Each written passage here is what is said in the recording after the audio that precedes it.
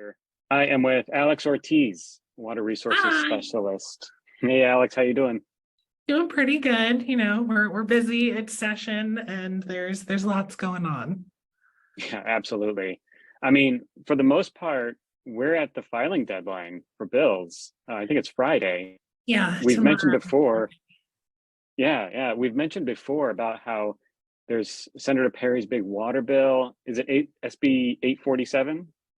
It's been refiled at a much lower bill number. It's now SB 28, and then Representative King in the House filed it as HB 10. So it is a little bit different of a bill. It sort of splits funding mechanisms in an interesting way.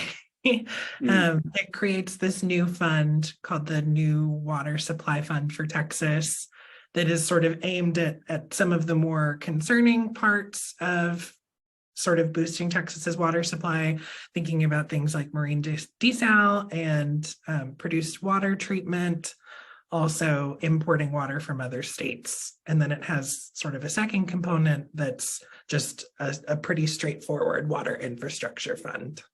what has been filed since? Is there anything new going on? Yeah, there's quite a bit that's been filed.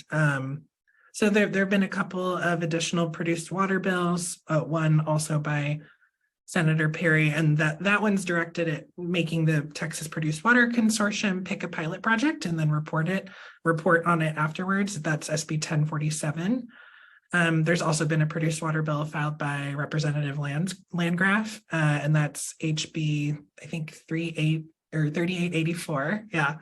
And that one just sort of tells the Railroad Commission and TCQ to start looking at what standards need to look like for produced water in terms of treatment and beneficial reuse.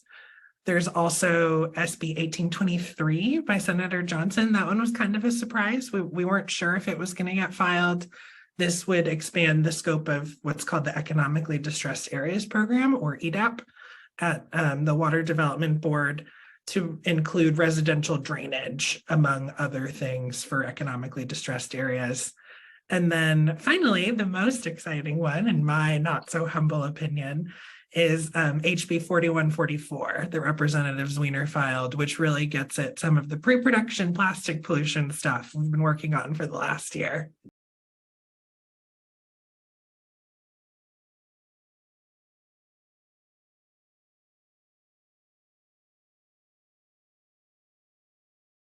If y'all are interested in hearing more and staying up to date, please visit our website, sierraclub.org/Texas, and click on the legislature tab.